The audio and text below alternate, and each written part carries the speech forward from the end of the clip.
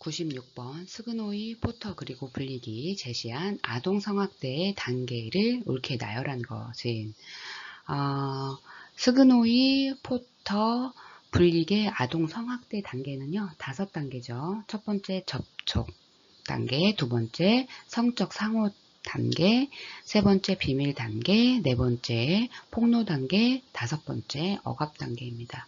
먼저 첫 번째 단계인 접촉 단계에서는요, 가해자가 아동에게 접근합니다. 이 단계에서 가해자는 아동과 가까이 지내려고 하고요, 단둘이 있는 시간을 가지려고 하는 거죠.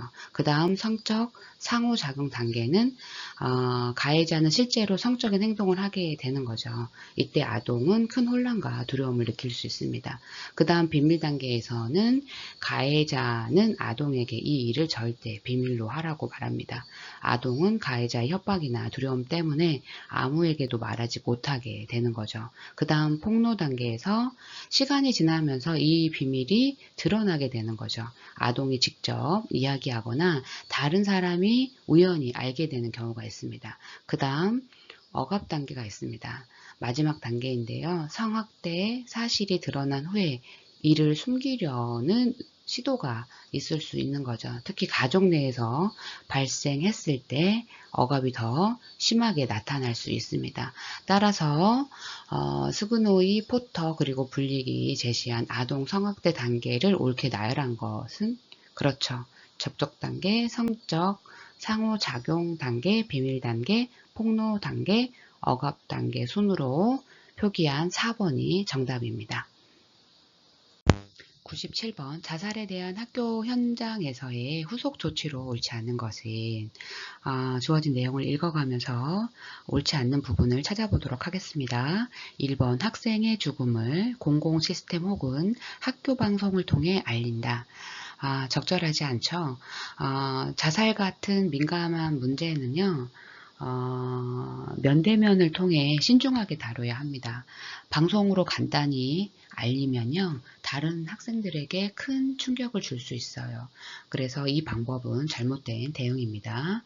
두 번째, 죽은 학생이나 자살 사건을 미화하거나 낭만적으로 묘사하거나 명시하지 않는다.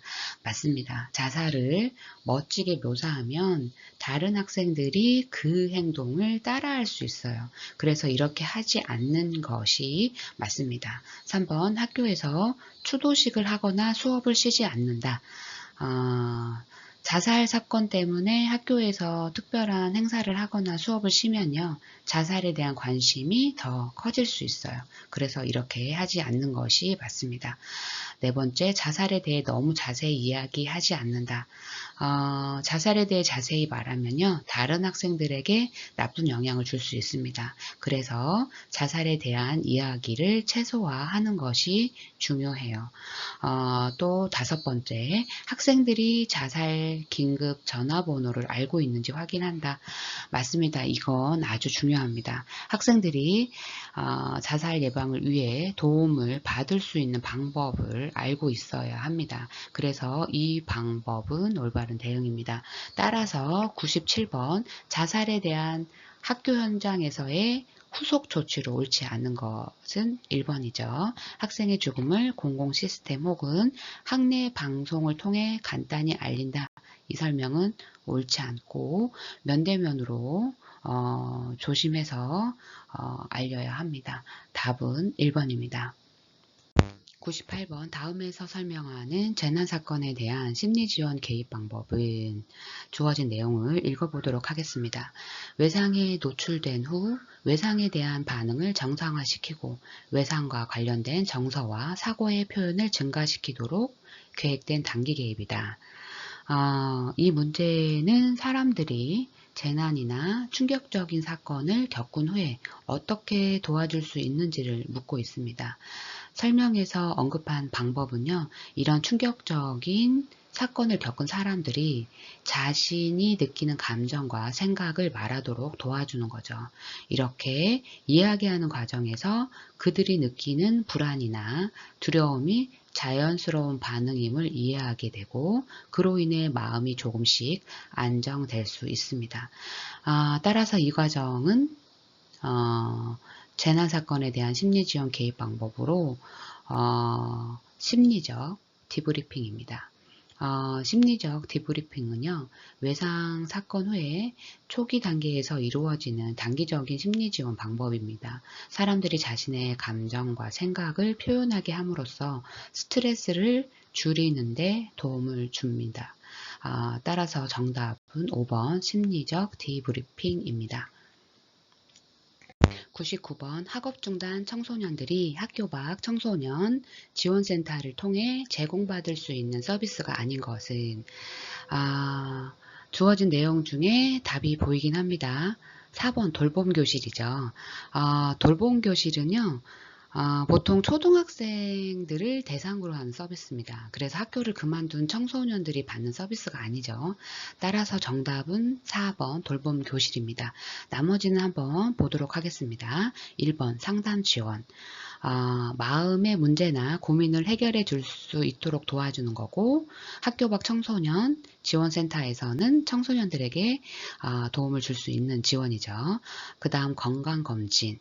맞습니다. 청소년들의 건강 상태를 확인해주고 대학 입시 설명회, 대학에 가고 싶은 청소년들에게 입시 정보를 알려줌으로써 학교 밖 청소년 지원센터에서는 청소년들에게 도움을 주는 지원입니다. 또 직업체험. 다양한 직업을 경험해 볼 수 있는 기회를 제공하는 것도 학업중단 청소년들이 학교 밖 청소년 지원센터를 통해 제공받을 수 있는 서비스입니다. 따라서 99번의 서비스가 아닌 것은 4번 돌봄교실입니다. 돌봄교실은 초등학생을 대상으로 하는 서비스입니다. 학교를 그만둔 청소년들이 받는 서비스가 아닙니다. 100번 메기터 등이 분류한 청소년의 5단계 위기 수준 중 다음에 해당하는 단계는 메기터는 청소년의 위기 상황을 5가지로 나누었죠. 첫 번째가 최저 위기입니다. 거의 문제가 없는 상태죠. 두 번째가 저위기입니다. 약간 문제가 생기기 시작했지만 아직 심각하지 않은 상태입니다. 그 다음 세 번째가 고위기입니다. 문제가 커지기 시작하고 스트레스도 많아지고 감정적으로 불안한 상태예요. 문제 해결이 어려워지고 상황이 더 나빠질 수 있습니다. 네 번째는 위기행동 입문입니다. 문제가 심각해지기 시작해서 실제로 부정적인 행동을 하기 시작하는 단계입니다. 다섯 번째가 위기행동입니다. 아주 심각한 상태죠. 큰 행동, 문제나 위기가 실제로 나타나는 단계입니다.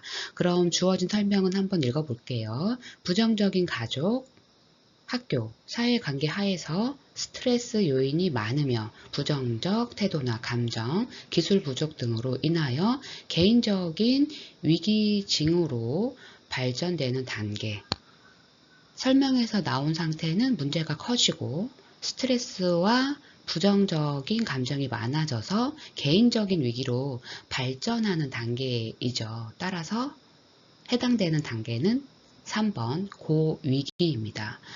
그래서 정답은 3번입니다.